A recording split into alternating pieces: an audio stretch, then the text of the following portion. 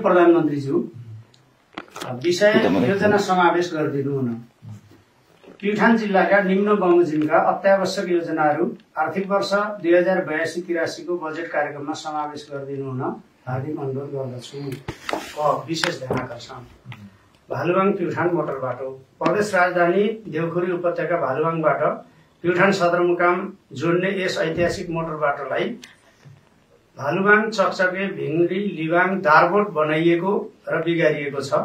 यसलाई चकचके, भिङ्ग्री, लिबाङ एक खण्ड र चकचके, खलङ्गा समेत गरी दुवै खण्डलाई एउटै संकेत नम्बर कायम गरी 2 लेनमा विस्तार गर्न र स्तरोन्नति गरी राष्ट्रिय राजमार्गमा समावेश गर्न छुट भएको हुनाले अविलम्ब समेट्ने व्यवस्था गरिदिनु हुन अनुरोध गर्दछु। भौतिक पूर्वाधार तथा यातायात मन्त्रालय अन्तर्गत भालुवाङ प्युठान मोटर बाटो यस वर्ष बहुवर्षीय योजना सुनिश्चित गर्नुपर्ने मैले अघि पनि भने। 2 बागदुला भिङ्ग्रीठे सडक विगत 12 वर्षदेखि सुनिश्चित भई ठेक्का लागेर पनि निर्माण कार्य अल्पत्र भइरहेको यस सडक मार्ग अन्तर्गत निर्धारित बागदुला, मच्छी, ठुलाबेसी, अर्खा, भिङ्ग्रीठे, बागलुङ सडकको नयाँ ठेक्का अविलम्ब लगाउन हार्दिक अनुरोध गर्दछु। एक्जिम बैंक भारतको सहयोगमा निर्माण गर्ने भनिएको यो आयोजनाले गर्दा प्युठान चाहिँ 20 वर्ष पछाडि परेको छ। दोस्रो, मदन भण्डारी राष्ट्रिय राजमार्ग। मदन भण्डारी राष्ट्रिय राजमार्गको NH9 खण्ड सिमलटारी, गुल्मी, सौतमारे, मच्छी खण्ड ठेक्का लाएर निर्माण कार्य भइरहेको छ। यसलाई पर्याप्त बजेटको व्यवस्था हुनुपर्ने।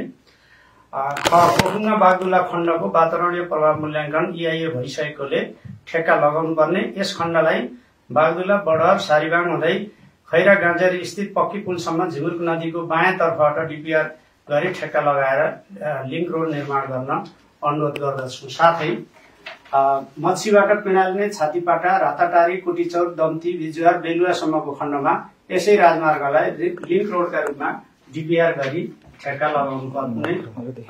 यो प्युठान जिल्लामा लोकलमूल भाषा र जातिका हिसाबले कुसुन्डा जाति छ। देशभरिमा 170 जना छन्, त्यसमध्ये 51 जना प्युठानमा छन् र 40 वटा घर बनाइदिँदाखेरि कुसुन्डाहरूलाई एकै ठाउँमा राखेर जाति, भाषा दुवैको संरक्षण गर्न सकिने स्थिति हुन्छ। कुसुन्डाहरूलाई वनरक्षक जातिका रूपमा पनि संरक्षण गर्नुपर्ने खाँचो छ। अहिले 1 जना मात्रै त्यो जातिको भाषा बोल्ने हुनुहुन्छ, अरू हुनुहुन्न। त्यसलाई संरक्षणका लागि अनुरोध गर्छु। अर्को एउटा ऊर्जा मन्त्रालय अन्तर्गतको एउटा अनुरोध छ। 9 मुरे बहुउद्देश्य जलविद्युत आयोजना लुम्बिनी प्रदेशको उच्च प्राथमिकताको परियोजना भएको हुनाले यसै वर्षदेखि निर्माणको कार्य थालनीको प्रबन्ध गर्न अनुरोध गर्दछु। यसको दरबान झिलिबाङ सडक खण्डको पहुँच मार्ग निर्माण, स्तरोन्नति र कालोपत्रे जम्मा 6 किलोमिटर छ। यो चाहिँ थालनी गर्नका निम्ति अनुरोध गर्छु। र अर्को डुङ्ग्री माडी सिँचाइ आयोजना 15 करोड खर्च भइसकेको छ। 2044 सालदेखि काम थालनी भएको। यसलाई 10 करोड बजेट व्यवस्था गर्दाखेरि यो सम्पन्न हुन्छ। 1500 हेक्टर चाहिँ फाँट सिँचाइ हुन्छ र त्यसले आधा प्युठानलाई पाल्न सक्छ।